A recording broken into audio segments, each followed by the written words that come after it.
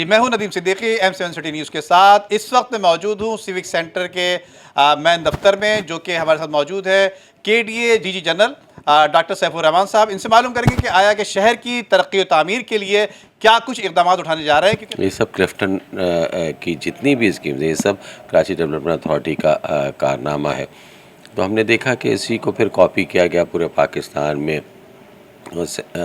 آپ کے CDA بنا, کیپٹل ڈیولپمنٹ اتھارٹی, LDA بنا, اس کے بعد Quetta development authority, Peshawar development authority. جتنی بھی ڈیولپمنٹ اتھارٹیز ہیں سب اسی کو دیکھتے ہوئے بنی. لیکن وقت کے ساتھ ساتھ اس ادارے میں بھی وہ بات نہیں رہی, اس میں مشکلات ہوئی اس ادارے کو تمام. تو انشاءاللہ اس کی ہم اثر نو اس ادارے کی جو بنیادیں ہیں اس کو ہم بہتر کرنے کی کوشش کر رہے ہیں. جتنا بھی لینڈ ڈپارٹمنٹ ہے اس میں جو کمپیوٹرائزیشن ہے لینڈ ریکارڈز کی, اس پہ ہمارا مین فوکس ہے. پھر جو ریکوری ہے جو لوگوں سے, اس ادارے کو ہم بہتر کر رہے ہیں تاکہ ریونیو کی جنریشن ہو سکے.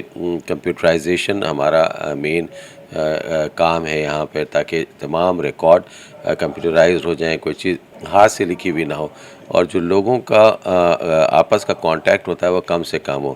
یعنی تھرو انفارمیشن ٹیکنالوجی کے تحت ہو, ان کو SMS موصول ہوں, ان کو واٹس ایپ پہ ڈیٹیلز موصول ہوں, وہ اپنی ای میلز پہ تمام چیزیں کر سکیں, ون ونڈو آپریشن ہو سکے.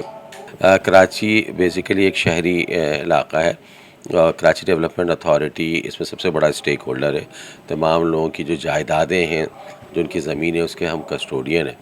تو ہم چاہتے ہیں کہ KDA کی جو گڈ ول ہے, جو امیج ہے, وہ بہتر ہو سکے.